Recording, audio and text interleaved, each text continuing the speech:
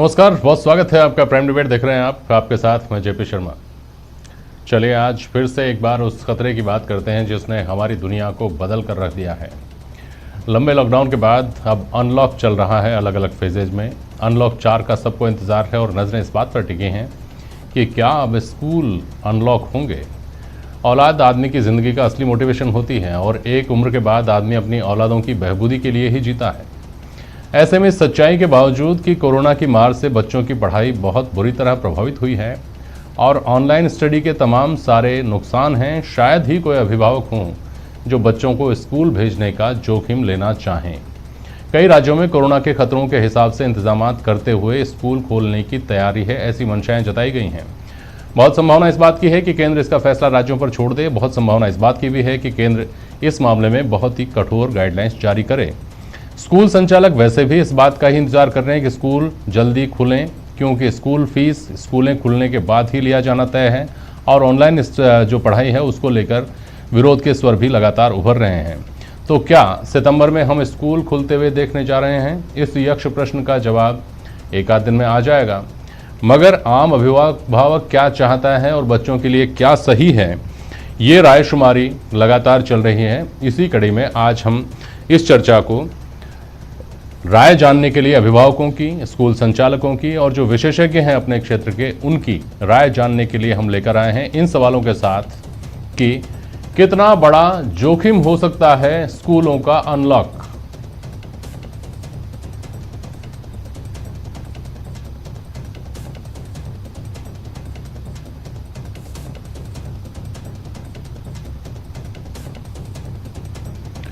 बच्चों से सावधानियों के पालन की उम्मीद कितनी सही, कितनी गलत?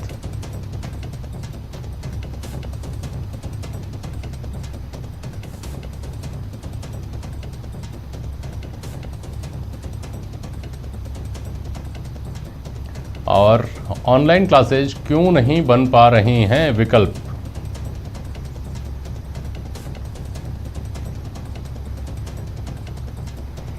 हमारे साथ प्राइम डिबेट में आज स्टूडियो में अनिल शर्मा साहब हैं। आप निजी स्कूल का प्रतिनिधित्व करेंगे, यहाँ निजी स्कूल संचालकों के आप अध्यक्ष हैं, संघ के अध्यक्ष हैं। सूरज सोनी जी हैं हमारे साथ, समाज सेवी। डॉक्टर राहुल यूएस से सेंट लुइस से हमारे साथ जुड़े हुए हैं, साइंटिस्ट हैं, यंग साइंटिस्ट। और डॉक्टर एसडी शर्मा, जाने माने शिशु रोग विशेषज्ञ, हमारे साथ हैं। बहुत स्वागत करता हूं आप सभी का। सबसे पहले अनिल जी आपके पास आ रहा हूं इस बात को लेकर के। औपचारिक रूप से गाइडलाइंस जब सामने आएंगी तब आएंगी, लेकिन अलग अलग तरह के दावे आ चुके हैं, अलग अलग तरह की घोषणाएं, बयान आ चुके हैं, लेकिन ये एक रायशुमारी है। हम ये जानने की कोशिश कर रहे हैं कि इसके अच्छे पहलू, बुरे पहलू क्या होंगे। ये स्थिति 1 सितंबर को नहीं तो 1 अक्टूबर को, 1 नवंबर को सामने आनी है। क्या मानते हैं आप, क्या होना चाहिए? स्कूल खोल दिए जाने चाहिए, बच्चों को स्कूल जाना चाहिए, या घर पर ऑनलाइन क्लासेस चल रही हैं, इसी व्यवस्था को कंटिन्यू किया जाना चाहिए? सर बेसिकली इसमें फेजेज में स्कूल खोले तो बेटर रहेगा, क्योंकि सारे पेरेंट्स के पास ऑनलाइन के संसाधन भी नहीं है और ऑनलाइन के लिए पेरेंट्स हैबिचुअल है ना, स्कूल इतना हैबिचुअल था, बहुत सारे स्कूल नहीं कर सकते। अब फेजेज में खोलने के बाद भी जो गाइडलाइंस पहले सामने आई थी, ओड इवन के तहत हो सकती है, 1/3 बच्चे हो सकते हैं, समय कुछ कम हो सकता है, बच्चे अपनी प्रॉब्लम्स को डिस्कस करने स्कूल में आ सकते हैं, इस तरह की चीज़ें हों। स्कूल कुछ पैरामीटर्स पे, जैसे थर्मल स्कैनर से स्कैन करके कुछ बारीक चीज़ों का ध्यान रखकर इन सब चीज़ों को कर सकता है। व्यवहारिक रूप से सर देखें, मैं एज ए पेरेंट भी कहना चाहूँगा या संचालक के अलावा, निश्चित रूप से बच्चा बैठे बैठे बोर भी हो गया है और एजुकेशन एक कंटिन्यूअस प्रोसेस है सर। उसको अगर थोड़ा सा भी अलग करते हैं तो बच्चे पे बड़ा इसका नुकसान होगा। लेकिन ये भी सच है कि बच्चे की सुरक्षा भी रखना चाहिए। अब यहाँ एक सवाल जो मेरे जहन में आता, पता नहीं मुझे जवाब नहीं मिल पाया मुझे, ये कोरोना स्कूल में तो नहीं है, ये सच है, क्योंकि हम काफी दिनों से 3-4 महीने से स्कूल आ रहे हैं, हमें कोरोना नहीं हुआ, इट मीन स्कूल में नहीं है। अब कोरोना है कहाँ? ये कोरोना पूरी सोसाइटी में है। तो उसके पेरेंट्स बच्चे के शाम तक, सुबह से शाम तक काम करने जाते हैं, तो कोरोना वहां से लौट के तो घर आ सकता होगा, तब भी तो बच्चे के कोरोना हो सकता है। बच्चा घर में कैद नहीं है, लोग तो है नहीं सर, अब तो अनलॉक है, तो बच्चा खेल भी रहा है, बच्चों में जाके पार्क में भी खेल रहा है, तो वहां भी तो कोरोना हो सकता है। बल्कि मैं तो ये कहना चाहूंगा, स्कूल में वो आएगा तो हम सुरक्षा के साथ उसको सावचेत भी करेंगे, उसको प्रशिक्षण भी देंगे, और मैं मानता हूं बच्चा कम करेगा, लेकिन वो पेरेंट्स पे भी ध्यान रखे, बल्कि बेटर कर सकता है, जो मेरी सोच है। सूरज सोनी जी, जब बता रहे हैं अनिल शर्मा जी के घर पे भी तो बच्चा रहता है और घर पे माँ बाप भी रहते हैं जो बाहर काम करने भी जाते हैं, उतना ही वल्नरेबल सिचुएशन में वो घर पे भी होता है जैसे स्कूल में होगा। तो फिर क्या हर्ज है कि स्कूल खोल दिया जाए? देखिए, एक तो जिस रफ्तार से कोरोना बढ़ रहा है जेपी जी, और उसमें भी ये कि हम जो लड़ रहे हैं वो एक ऐसे दुश्मन से लड़ रहे हैं जो अदृश्य है, हमको दिखाई नहीं दे रहा। और ऐसे में ये समझ सकते हैं कि जब बच्चों को स्कूल भेजना स्टार्ट कर देंगे, पहली बात तो मैं जयपुर में और कई राजस्थान के लोगों से मेरी बात भी है, तो बहुत कम पेरेंट्स ऐसे हैं तो चाहते हैं कि बच्चा स्कूल खुलने के बाद में ऐसे माहौल में जब ये बीमारी कोरोना पीक पे चल रहा हो और उसमें हम जो है रिस्क ले रहे हैं, हमारे बच्चों को जो है छोड़ दें, हवाले कर दें कहीं। तो दूसरा क्या है कि सबसे बच्चों के अलावा भी जो पेरेंट्स है, आज जैसे मैं हूँ तो मान लो मेरा बच्चा स्कूल गया है, तो इस बात की क्या गारंटी हो सकती है कि वहाँ पे इतने बच्चों के अंदर बैठ करके, और हम तो चलो ठीक है अवेयर हो सकते हैं, अभी अनिल जी ने कहा कि हम बाहर जा रहे हैं बीमारी लेके आ सकते हैं, हम समझदार हैं सर, आप क्या बात कर रहे हैं? आज 10 साल का जो बच्चा है और हमारा जो स्तर है, मेंटल स्तर है, हमारी सुरक्षा का स्तर है, उसमें कोई अंतर ही नहीं है क्या? आज मैं जा रहा हूँ तो मैं पूरी तरीके से प्रिकॉशंस कर रहा हूँ, जितना हो सकता है मापदंड का प्रयोग कर रहा हूँ, मास्क हो रहा है। लेकिन जो आज नासमझ बच्चे हैं, जो प्राइमरी के बच्चे हैं, 10th तक के बच्चे हैं, वो बच्चे इस बात से आप मतलब सहमत हो सकते हैं क्या कि वो पूरी तरीके से वो उसका पालन कर पाएंगे? नहीं पॉसिबल है। तो इसलिए दूसरा हमारा भी जो मन है वो कहीं ना कहीं उस डर के अंदर लगा रहता है कि हमारे बच्चे को कुछ हो तो नहीं जाएगा, क्योंकि एक तो हम पहले से लड़ रहे हैं। तो ऐसे माहौल के अंदर मैं समझता हूँ कि बच्चों को स्कूल में भेजना पूरी तरीके से सुरक्षा के साथ में उनकी जो है वो एक रिस्क लेना है। साथ ही आज जो ऑनलाइन का स्टैंडर्ड की आपने बात की है, तो आप ही देखिए ये भी पॉसिबल नहीं है, तो रास्ता तो कोई निकालना पड़ेगा हमको। और ऐसे माहौल में जब आप देखिए कि इंटरनेट की उपलब्धता भारत के अंदर 24% ही है, 76% तो इंटरनेट है ही नहीं। और दूसरा ऐसे में बच्चों को आप देखिए कि मोबाइल है, एंड्रॉइड फोन है, कंप्यूटर है, टैबलेट है, उनके साथ में ऑनलाइन का यूज करना पड़ेगा। तो उसकी जो उपलब्धता है उसके साथ में आज जो बच्चों की प्रतिकूल प्रभाव पड़ेगा इस इंटरनेट का और इस टैबलेट का लगातार, उसमें हो सकता है कि डॉक्टर साहब बैठे हैं बताएंगे कि हमारी जो याददाश्त भी है और बच्चों पे जो स्वास्थ्य पे दुष्प्रभाव है वो तमाम खतरे भी आएंगे। सूरज जी ऑनलाइन के बारे में भी बात करते हैं। सरकार को इसमें देख करके बड़ी सावधानी पूर्ण तरीके से प्रयोग करना चाहिए। और ऐसा मतलब ये नहीं कि बच्चों को एकदम से हवाले कर दे, हम रिस्क ले लें और अब जो है उसके बाद में संभले ही नहीं। ठीक बात है। हालांकि ऐसी कोई बच्चों में अधिकारी है, सरकार की तरफ से ऐसे कोई संकेत फिलहाल आए नहीं है सूरज जी, और बल्कि स्वास्थ्य मंत्रालय ने तो शायद स्पष्ट किया है कि इसको लेकर गाइडलाइंस हम तमाम रायशुमारी के बाद ही जारी करेंगे, और संकेत दिए कि हाल फिलहाल कोई ऐसे इस अनलॉक 4 में तो कम से कम स्कूलों के खोले जाने की कोई संभावना नहीं है।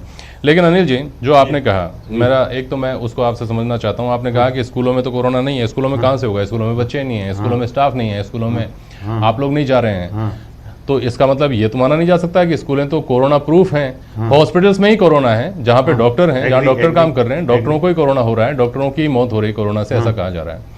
तो पहली बात तो ये नहीं मान सकते कि स्कूलों में कोरोना नहीं है। दूसरी बात, बच्चों के माँ बाप अपने बच्चों के साथ उनको किस तरह डील करना है। ये 4-6 महीने का जो आप यूं कह लीजिए कि एक तरह से कोरोना को लेकर जो डर बैठा, उसके बाद वो उनके स्वभाव में आ गई हैं वो सावधानियां कि बच्चों के पास जाने से पहले नहाना है, कि घर में घुसते ही आपको हाथ सैनिटाइज करने हैं, कि आपको 2 गज की दूरियां रखनी है, जो भी हैं बहुत सारी चीजें हैं वो सारी हैं।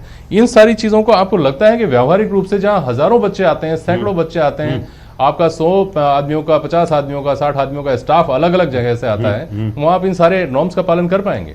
सर बेसिकली मैंने कहा ना 1/3 बच्चे आएंगे इस पूरे सिस्टम में जो अब तक डिस्कस हो रहा है। समय कम हो सकता है, 1/3 बच्चे आएंगे और अपर क्लासेज आएंगी। तो प्रैक्टिकल समझिए, एक क्लास में अगर 20 क्लासेज थी तो मात्र 4 क्लासेज आ रही है, उनके भी 1/3 बच्चे आ रहे हैं। तो सोशल डिस्टेंसिंग रखी जा सकती है, बच्चों को समझाया जा सकता है। और व्यवहारिक रूप से अगर मैं जो चर्चा हम व्यवहारिक कर रहे हैं, तो सर मैं ये कहना चाह रहा हूं, ये कोरोना सब जगह है। मेरा जो कहने का मतलब था कि स्कूल में नहीं है, मतलब ये सब जगह है। तो वो बच्चा घर से ही तो आ रहा है, वो टीचर भी तो घर से ही आ रहा है, तो उसके भी तो बच्चे हैं। ये जो सावधानी बरत रहे हैं, फिर मतलब कोरोना है ही नहीं कहीं। तो जज साहब ने सावधानी नहीं बरती क्या? हाई कोर्ट के चीफ जस्टिस साहब ने 15 अगस्त को सावधानी नहीं बरती क्या? उनको कोरोना हुआ। प्लीज मैं काट नहीं रहा हूं आपको बात, तो मैं ये कहना चाह रहा हूं सर, सावधानी के बाद भी कोरोना होता है, सावधानी नहीं है तो भी कोरोना नहीं होता। मैं सिंपल से कहना चाह रहा हूं, किस सिस्टम की बात कर रहे हैं? चीफ जस्टिस साहब को कोरोना की रिपोर्ट आती है पहले पॉजिटिव, उन्होंने 4 जजों के लिए और कहा, उनकी रिपोर्ट भी पॉजिटिव आती है, उन्होंने दोबारा करवाया तो नेगेटिव आ जाती है, फिर उनके परिजनों के कराया तो पॉजिटिव आ जाती है। और जब नरोत्तम शर्मा मुख्य चिकित्सा स्वास्थ्य अधिकारी को बुलाया जाता है तो वो कहते हैं साहब मशीन ही खराब है, हम एग्जैक्ट कह ही नहीं सकते। ये तो चीफ जस्टिस की हालत है, किसको कोरोना कह रहे हैं हम लोग? कोरोना सब जगह है सर, मैं ये कहना चाह रहा हूं, इससे इतना नहीं डरे सर। मैं WHO की कल पे तो रिपोर्ट पढ़ रहा था, उसमें आया था 2 साल तक बंद नहीं होगा। तो हमें एक मिक्स रास्ता, मैं ही नहीं कह रहा बच्चे के साथ खिलवाड़ो, हाँ। सर वो हमारे लिए भगवान वो मिक्स रास्ता क्या हो सकता है? हमारा मिक्स रास्ता वो बीच का रास्ता क्या हो सकता है? इस बारे में बीच का रास्ता बड़ा ठीक, आसान है सर, इसका हाँ। तो ऑनलाइन के साथ इस ऑफलाइन सिस्टम को चलने दिया जाए। ठीक। बच्चे जब उनको प्रॉब्लम हो हाँ, तो सुबह से शाम तक टीचर रहता है, वो आके अपने प्रॉब्लम्स डिस्कस कर जाए। ठीक है। डॉक्टर तो एस डी जो Sharma, online- doctor S D Sharma ji, एक बात कही अनिल जी ने, जो केवल इस बहस के दायरे तक नहीं है, वो आम आदमी की रोजमर्रा की जिंदगी में, केवल बच्चों की बात नहीं है, वो बड़े बूढ़ों की भी बात है। अनिल जी ने कहा कि सावधानी के बाद भी कोरोना हो जाता है और सावधानी नहीं रखते हुए भी कोरोना नहीं होता। तो ऐसे में बेहतर यह है, जैसा अनिल जी जिस परिप्रेक्ष्य में बोल रहे थे, उससे तो यही लगता है कि सावधानी की इतनी कहाँ इसमें भूमिका है। कोरोना तो होना होगा तो होगा, नहीं होना होगा तो नहीं होगा, इसलिए रूटीन लाइफ बहाल कर दी जाए। एस डी शर्मा जी, दोनों में से किस तरफ जाना चाहिए? सावधानी के बाद भी कोरोना के हो जाने की तरफ, या सावधानी नहीं रखने पर भी कोरोना के नहीं होने की उम्मीद के साथ? देखिए शर्मा साहब, अनिल जी को मैं अच्छे से जानता हूँ। अनिल जी एक बहुत ही हास्यास्पद बयान दिया आपने। सावधानी तो बरतनी ही है, सावधानी बहुत ज़रूरी है इसमें। अब ये किसी सावधानी के बावजूद भी हो जाता, वो तो एक हादसा है एक तरह से। लेकिन कोरोना की जो बढ़ता है कोरोना, वो सावधानियों से कम बढ़ेगा। और अगर आप सावधानी रखोगे, बच्चों को स्कूल में अलाउ कर दिया, तो मैं समझता हूँ एकदम फैल सकता। अभी तो ये स्थिति है कि 70,000 के करीब रोज कोरोना आ रहे हैं। ये तब है जबकि हमारी स्कूल्स बंद हैं, हमारे पिक्चर हॉल सारे बंद हैं, सारी मेट्रो ट्रेन बंद है, जहाँ की ग्रुप्स में लोग बहुत ज़्यादा झुंड में लोग आते हैं। अगर उनको अचानक अपन बच्चों में, सबसे बड़ी बात मैं बताऊंगा कि बच्चों में हमको हेल्थ पहले ज़रूरी है कि एजुकेशन, ये देखना है। तो मैं समझता हूँ एज ए पीडियाट्रिशियन हेल्थ बच्चे की सबसे ज़रूरी है। सेकेंड नंबर पर आता है उसकी एजुकेशन। मैं जानता हूँ कि एजुकेशन भी अति आवश्यक है, और ये भी मैं जानता हूँ कि ऑनलाइन टीचिंग स्कूल का विकल्प नहीं हो सकता। तो हमें एक बीच का रास्ता ढूंढना होगा। मैं मेरे सजेशन दूंगा, लेकिन मैं as a health provider, as a doctor, मैं ये आपको राय दूंगा कि स्कूल भेजना मेरे हिसाब से अभी 10 ईयर्स तक के बच्चों को प्राइमरी स्कूल तक तो बिल्कुल मेरे हिसाब से अभी रोकना चाहिए 1-2 महीने। क्योंकि अभी कोरोना की जिस तरह से स्पीड बढ़ रही है, हमें देख के, हमारे डेटा को देख के, और एडवाइजेबल नहीं है। और दूसरी बात, अगर एडवाइजेबल कर भी दिया, जैसे आप कह रहे थे कि 1/3 जाएंगे, मैं समझता हूँ कहने से नहीं होता 1/3 आएंगे कि पूरे आएंगे, वो तो अलग बात है। बच्चे खुद भी चाहते हैं कि हम स्कूल जाएं, क्योंकि वो थक चुके हैं लॉकडाउन से, वो ऑनलाइन टीचिंग से थक चुके हैं, उनमें साइकोलॉजिकल प्रॉब्लम्स आ रही, they want to go out, ये मेरे को पता है। लेकिन वो अभी नन्हे मुन्ने बच्चे हैं, वो नहीं समझते कि उसकी क्या रिपरकशंस होंगी। हम as a parents, as a doctor, as a समाज सेवी, हमको ये देखना है एज ए एजुकेशनिस्ट कि क्या उनको भेजना उनके स्वास्थ्य के लिए ठीक है। मैं समझता हूँ बिल्कुल जरूरी, बहुत बिल्कुल ठीक नहीं है। स्कूल में हैंड वॉशिंग की तो उनको मेरे हिसाब से बहुत दूर जाके बाथरूम्स होते हैं, वहाँ बार बार वो हाथ नहीं वॉश कर सकते। उनका मेंटेन करना मास्क का बहुत डिफिकल्ट है। सोशल डिस्टेंसिंग कहने को अपन कर सकते हैं कि अल्टरनेट डे बुलवा लें, आधे बच्चे एक दिन, आधे एक दिन, फिर भी उनको सोशल डिस्टेंसिंग में रखना बहुत बहुत मुश्किल है। घर में ही नहीं रहते बच्चे अलग, तो वहाँ कहाँ रहेंगे? स्कूल में तो उनको तो 2 मिनट के बाद ही भूल जाएंगे कि कोरोना है। जैसे ही बच्चे उनके मेट्स मिले और वो पास पास बैठेंगे जरूर से इंटरवल में, तो कोई नहीं रोक सकता उनकी डिस्टेंसिंग को, कोई मेंटेन नहीं कर सकता, आप कितने ही उपाय कर लें। तो मैं समझता हूँ अभी इस सिचुएशन में, जबकि कोरोना, और ये तो बहुत आगे जाकर आती है डॉक्टर साहब ये बात, तो जब बच्चा घर से निकलेगा और घर से निकलकर बस में बैठेगा, हम हमेशा खबरें ये देखते हैं कि ठूस ठूस कर जानवरों की तरह बच्चे भरे हुए, और फोटो लगती है अखबारों में, मीडिया में आती है। घर से बच्चे का स्कूल तक पहुंचना सोशल डिस्टेंसिंग के साथ 1/3 कैपेसिटी, हाफ कैपेसिटी जो बस की है उसमें बैठकर जाना, वही टेढ़ी खीर है। एक पहलू और है एस डी शर्मा जी, पिछले दिनों में जब कोरोना की शुरुआत हुई और लॉकडाउन हुआ, तब स्थिति यह हो गई थी कि किसी को अगर कोई कोरोना पेशेंट अगर आ गया, कोई कोरोना पॉजिटिव आ गया, तो अड़ोस पड़ोस में उसको ऐसे देखा जाता था जैसे वो कोई हत्या बलात्कार करके आ गया। अगर स्कूल में बच्चे गए और बच्चा कोई कोरोना पॉजिटिव आ गया, और उसकी जब बात फैलेगी कि फला अमुक बच्चे की वजह से इस स्कूल में कोरोना की एंट्री हो गई, उस बच्चे का तो जीवन में मुझे लगता है कि मनोबल वापस बहाल करना मुश्किल हो जाएगा। मैं कहता हूं कि स्कूल में सारे बच्चे दूसरे दिन ही बंद कर देंगे आना, पेरेंट्स नहीं भेजेंगे। इसलिए ऐसी सिचुएशन क्यों आने दें अपन?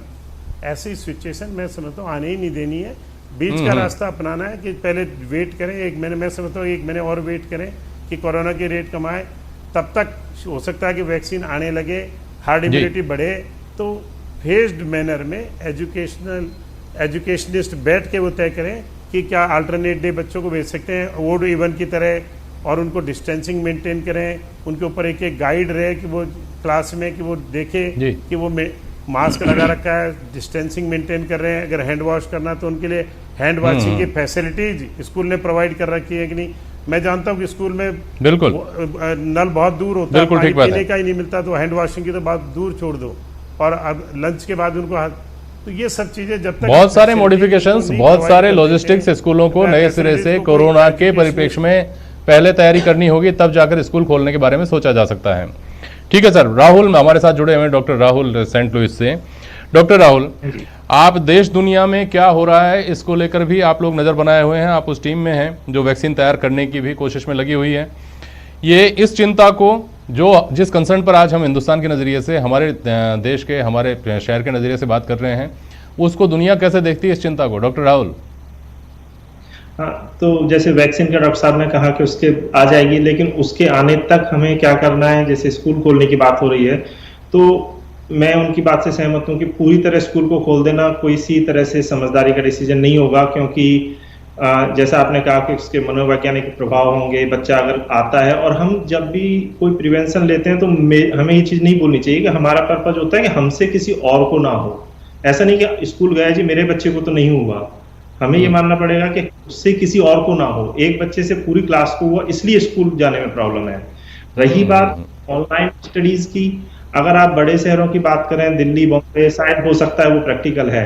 मैं इंडिया के प्राइमरी सरकारी स्कूल में पढ़ा हूँ, जहाँ पे ऑनलाइन स्टडी तो मुझे नहीं लगता कि आज भी बहुत जुड़ा हुआ हूँ मैं सबसे, कि वो प्रैक्टिकल है बिना किसी सहयोग के, सरकारी मदद के। कितने लोगों के पास इंस्ट्रूमेंट हैं, कितनी बैंडविड्थ आती है वहाँ पे जिससे कि आप रियली पढ़ पाते हैं। हम शायद इस कॉल में दुनिया की बेस्ट टेक्निक यूज कर रहे हैं, 1 लाख रुपए का लैपटॉप लेके बैठे हैं, अभी भी आपकी हमारी कॉल ड्रॉप हो रही है। तो क्या टेक्निकली इतने स्ट्रांग हैं सारी सुविधाएं हमारे पास? उसके लिए उसको देखने की बहुत जरूरत है। और मैं डॉक्टर साहब से सहमत हूँ कि ऑनलाइन का विकल्प हमें देखना पड़ेगा, लेकिन उसके लिए हमें तैयारी भी करनी पड़ेगी। वो सिर्फ कहने से नहीं होगा कि जी क्लासें बंद कर दो, बंद करो, ऑनलाइन चलेगा, तो वो उसके लिए हमें करना पड़ेगा। ठीक बात है सूरज सोनी जी। तो इसका मतलब ये समझा जाना चाहिए कि अब समय वो स्कूटी योजना और साइकिल वितरण योजना और इन सब से एक कदम आगे की सोचने का है, जब हमको ये सोचना चाहिए कि हमारी भविष्य की ज़रूरतें टेक्निक के ऊपर ओरिएंटेड होंगी, हमको उसके लिए अभी से तैयार होना चाहिए। सूरज सोनी, निश्चित रूप से देखिए, आवश्यकता आविष्कार की जननी होती है, ये तो हमने सुना है, लेकिन इसको हमें व्यवहारिकता में उतारना पड़ेगा धरातल के ऊपर, और सबको बैठ करके सोचना पड़ेगा, इसका विकल्प निकालना पड़ेगा। आज हमारे देश में ये संभव ही नहीं है कि हम केवल बच्चों को 1-2 साल के लिए ऑनलाइन पढ़ाई करा लें, या जो बच्चों को भेज करके ऑड इवन की बात हो रही है, ये बातें करनी में और करनी में बहुत अंतर होता है। मैंने नजदीक से इसको देखा है जेपी जी। आज बड़ी बड़ी सुविधाओं की बातें, निजी स्कूल हो चाहे बड़े स्कूल हो, वो करते जरूर है, लेकिन होती कितनी है ये आप और हम सब जानते हैं कि ये व्यवहारिकता में संभव ही नहीं है। तो इसलिए जो बात ये कि हमने 2 महीने निकाले राम राम करके, एक दिन निकाला है, तो कुछ दिन हमें और निकालना चाहिए। और जब तक सरकार को और ऐसे लोगों को बैठ करके इसके बारे में विकल्प निकालना चाहिए, क्योंकि आज कोरोना है, कल कुछ और आ जाएगा। तो ये आज परंपरागत जो पढ़ाई के रास्ते हैं उनके अलावा भिन्नता से हमको सोचना पड़ेगा। हमारी जो सोच है उसमें हमको बदलाव लाना पड़ेगा और तैयार रहना होगा, इस तरह की चुनौतियों के लिए तैयार रहना होगा। समय खत्म हो गया है। अनिल शर्मा जी, बिल्कुल 30 सेकंड है आपके पास, आप कुछ कह रहे थे बीच में, अपनी बात बोलिए। सर बीच का रास्ता होगा, इसमें कोई शक नहीं है। 60% बच्चे आज भी ऑनलाइन से जुड़े हुए हैं। अभी 40% वर्ग है जो बेचारा गरीब नहीं पढ़ पा रहा। ये भी ओड इवन को आता है तो बहुत आसानी से हो सकता है सर। हम रूरल एरियाज में टीचर्स को घर गांव ढाणी में भेज के भी कर रहे हैं। गांव में इतनी बड़ी दिक्कत नहीं है। सर सब जगह नहीं है, कौन कह रहा नहीं जुड़ पा रहा? कभी देश के अंदर लाइट ही नहीं है। 24% मैं बता रहा हूँ आपको, 40-47% दूर बैठ के नहीं। ग्रामीण विकास मंत्रालय की रिपोर्ट है। इनका कहाँ पढ़ता है, आप कहाँ पढ़ाते हैं, ये बात नहीं अनिल जी। मेरा कहने मतलब है ऐसा कोई स्कूल नहीं कर रहा होगा। हर उस आदमी के प्रतिनिधित्व की बात कर रहे हैं जो किसी गांव देहात में भी है, जो महानगर में भी बैठा हुआ है। लेकिन एक बात समझ में आनी चाहिए, एक बात जो डॉक्टर एस टी शर्मा ने कहा, जिससे आप भी एग्री हैं कि हेल्थ फर्स्ट है, शिक्षा उसके बाद में हो सकती है। तो कम से कम अभी तो इस बारे में किसी तरह का कोई दो राय, कोई दो मत होना नहीं चाहिए। हेल्थ फर्स्ट है, सबसे पहले इंतजार किया जाना चाहिए कि कुछ हालात सुधरें, जोखिम लेने लायक हालात में पहुंचें तो जोखिम लेने की सोचें। बहुत शुक्रिया आप सभी का आज प्राइम डिबेट में शामिल होने के लिए। आज के लिए बस इतना ही, नमस्कार।